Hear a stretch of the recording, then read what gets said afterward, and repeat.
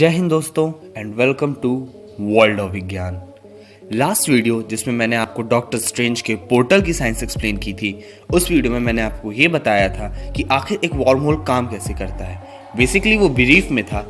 आज के इस वीडियो में हम एक वार्म होल के बारे में डिटेल्ड में जानेंगे कि आखिर एक वार्म होल बनता कैसे है, इसकी थ्योरीज कैसे आई, प्लस हम ये भी जानेंगे कि क्या वार्म होल हमारी रियल लाइफ में एग्जिस्ट कर सकता है और हमें एक्सोटिक मैटर कौन प्रोवाइड करेगा और क्या वार्म होल बन चुका है।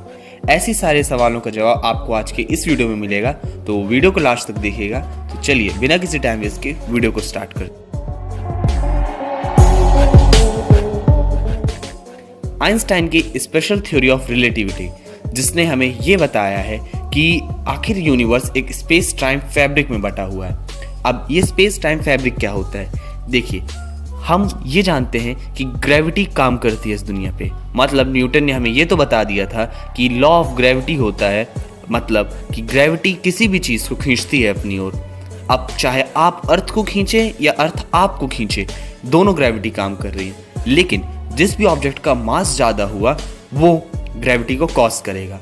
लेकिन बात यहाँ पर यह आती है कि चार फंडामेंटल फोर्स यानी gravitational force, electromagnetic force, strong nuclear force और वीक न्यूक्लियर फोर्स। हमें ये पता है कि इलेक्ट्रोमैग्नेटिक फोर्स इलेक्ट्रॉन के फ्लो से बनती है, weak nuclear force nuclear force होती हैं, plus strong nuclear force nucleus को पकड़ के रखती है। लेकिन बात ये आती है आखिर ये ग्रेविटेशनल फोर्स कहाँ से आया? मतलब ऐसे कौन से पार्टिकल्स हैं जो ये ग्रेविटेशनल फोर्स को पैदा करते हैं? हमें न्यूटन ने ये तो बता दिया कि ग्रेविटी काम कैसे करती है, बट उसने ये नहीं बताया कि आखिर ये आती कहाँ से है। जैसे कि एक सिंपल एग्जाम्पल के लिए न्यूटन ने हमें ये तो बता दिया था कि फ्रिज चलता है और वो ठंडा करता है चीज़ों को, पर उसने हमें ये नहीं बताया था कि आखिर वो ठंडा क्यों करता है। तो हमें ये बात पता चल गई कि ग्रेविटी होती क्या है, लेकिन हमें ये बात नहीं पता चल रही थी कि आखिर ग्रेविटी काम कैसे करती है।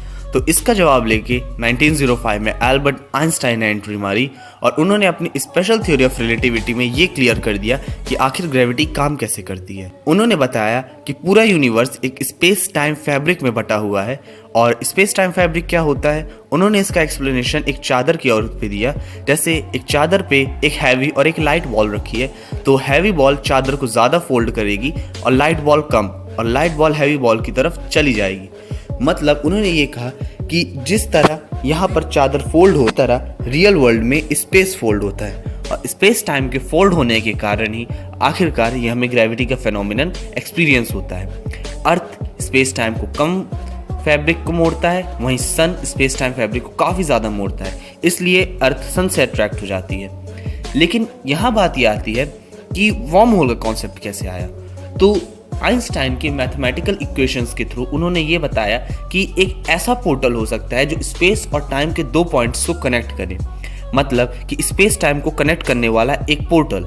जैसे कि आपको ए से बी ट्रेडिशनल तौर पे जाना है, तो आप बोलेंगे हम डिस्प्लेसमेंट करेंगे, इसका मतलब आप स्ट्रेट लाइन में ट्रैवल करेंगे। लेकिन एक और वे हो सकता है, मतलब हम ए से बी जाने की जगह हम अगर स्पेस को ही मोड़ दें तो हम ए से बी लाइट की स्पीड से भी तेज ट्रैवल कर सकते हैं। लेकिन ऐसा कैसे?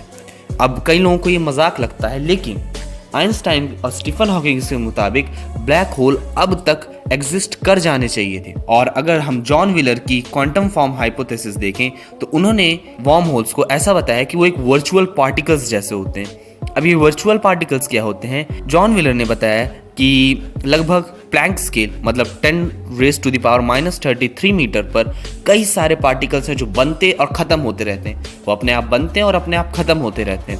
ऐसे पार्टिकल्स को उन्होंने वर्चुअल पार्टिकल्स कहा। और उन्होंने वार्म होल को भी एक वर्चुअल पार्टिकल बताया जो कि बनता और बिगड़ता रहता है। बात आती है कि ठीक है, मान लिया हमने वार्म होल एग्जिस्टेंस में है, क्योंकि आज तक कोई साइंटिस्ट ये प्रूफ तो नहीं कर पाया कि वार्म होल एग्जिस्टेंस में है कि नहीं। लेकिन हाँ, ऐसे कई सारे थ्योरीज हैं जिससे ये बात तो साबित हो जाती है कि आखिर अगर हमें एक चीज़ मिल जाए तो वार्म होल रियल लाइफ में पॉसिबल है। और क्या है वो एक चीज़, चलिए जानते हैं। Exotic matter. Exotic matter normal matter से बिल्कुल अपोजिट होता है।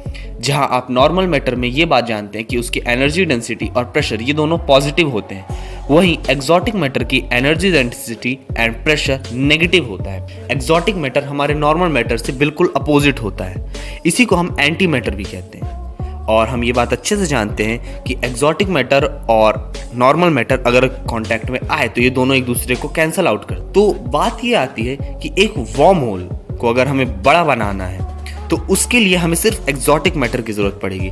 जैसा कि होलमैन ने कहा था कि अगर किसी भी वर्म होल के साइज को इंक्रीज करना है तो उसके लिए हमें एग्जॉटिक मैटर की जरूरत पड़ेगी। हमने ये तो पता लगा लिया कि वर्म होल में भी हो सकता, हम ये पता लगा लिया कि वो प्लैंक स्केल में है, लेकिन अब 10⁻³ मीटर में तो कोई जा नहीं सकता, यानी हमें उनको बड़ा करना होगा और उसके लिए हमें जरूरत है एग्जॉटिक मैटर की। मिचियो काकू के मुताबिक मे बी वर्म होल अब तक एग्जिस्टेंस में आ जाने चाहिए थे और एक लैब के अकॉर्डिंग अगर उन्हें एग्जॉटिक मैटर मिल जाए तो वो वर्म होल को क्रिएट प्लस बड़ा भी कर लेंगे। तो दिक्कत सिर्फ इस एग्जॉटिक मैटर, मतलब हम ये कह सकते हैं जिस तरह डोरेमोन का एनीवेयर डोर होता है उसी तरह ये वर्म होल भी काम करता है। अब हियर्स कम अ थ्योरी, क्या वर्म होल हमारी रियल लाइफ में एग्जिस्टेंस में है? जॉन व्हीलर ने हमें ये तो बता दिया कि वो एक वर्चुअल पार्टिकल्स के जैसे हैं, बट क्या हो अगर वर्म होल रियल लाइफ में पॉसिबल हो जाए? मतलब जिस तरह स्पेस एक्सपैंड कर रहा है, हम सब जानते हैं कि स्पेस लाइट की स्पीड से भी ज्यादा तेज से एक्सपैंड कर रहा है। हम वर्म होल्स के थ्रू दूर दूर की जगह पर ट्रैवल कर सकते हैं, मे बी प्रॉक्सिमा सेंचुरी तक कुछ सेकेंड्स में ही पहुंच जाए, क्योंकि हमें ये बात पता है कि worm hole space time fabric को कनेक्ट करता है। लेकिन यहाँ पर जो सबसे बड़ी एक दिक्कत आती है वो ये है कि वर्म होल स्पेस को तो कनेक्ट करता है, ये तो हमारे लिए सही है, हमारे लिए डिस्टेंस कम हो जाएगी, बट वर्म होल टाइम को भी कनेक्ट करता है। ये हो सकता है कि मान लीजिए आप अपने घर और अपने स्कूल के बीच एक वर्म होल क्रिएट करिए, लेकिन मान लीजिए कि आप जैसे ही उस वर्म होल को क्रिएट किए, आप तो उस वर्म होल को 2022 में क्रिएट किए थे, पर क्या पता कि वो वर्म होल 2012 में खुले या 2032 में खुले। इन अदर वर्ड्स कि वर्म होल टाइम डिपेंडेंट भी होता है, वो स्पेस और टाइम दोनों पे डिपेंडेंट होता है। तो स्पेस को तो हम कंट्रोल कर सकते हैं, बट टाइम का कंट्रोलेशन ये थोड़ी अजीब बात होगी, क्योंकि स्पेस और टाइम ये दोनों को एक साथ कंट्रोल करना काफ़ी मुश्किल काम है, और इन दोनों को कंट्रोल करने के बाद तो हम एक तरह से पूरी रियलिटी कंट्रोल कर लेंगे। तो एग्जॉटिक मैटर के थ्रू हम स्पेस को तो कंट्रोल कर लिए, बात आती है टाइम की। तो टाइम कंट्रोल के लिए हम टाइम क्रिस्टल का यूज़ कर सकते हैं, ये बेसिकली हमें टाइम ट्रेवल में मदद करेगा, या फिर कोई और टेक्नोलॉजी। लेकिन अगर ह्यूमंस चाह लें तो क्या नहीं हो सकता। हम मून पे चले गए, मार्स पे जाने की तैयारी कर रहे हैं, मतलब हम ये कह सकते हैं कि आज तो नहीं बट फ्यूचर में may be worm hole possible हो जाए। और अगर ये पॉसिबल हुआ तो ह्यूमन की क्यूरियोसिटी जो कि स्पेस में अभी तक सीमित है वो पूरे स्पेस में फैल जाएगी। आपको वीडियो कैसा लगा ये ज़रूर कमेंट करिएगा। वर्म होल एक तरीके से सही है, लेकिन क्या वो वार्प ड्राइव से ज़्यादा सेफ है? मतलब जैसे वार्प ड्राइव हम जानते हैं कि एक कॉन्सेप्ट है, एक थ्योरी है, तो क्या ये उससे ज़्यादा सेफ है? अगर आप चाहते हैं कि वार्प ड्राइव पे भी एक वीडियो बने तो कमेंट ज़रूर करिएगा। वीडियो कैसा लगा ये ज़रूर बताइएगा। वीडियो को लाइक कर चैनल को सब्सक्राइब करके बेल आइकन को दबाना मत भूलिएगा। मैं हूँ Aryan Shukla and you are watching world of विज्ञान।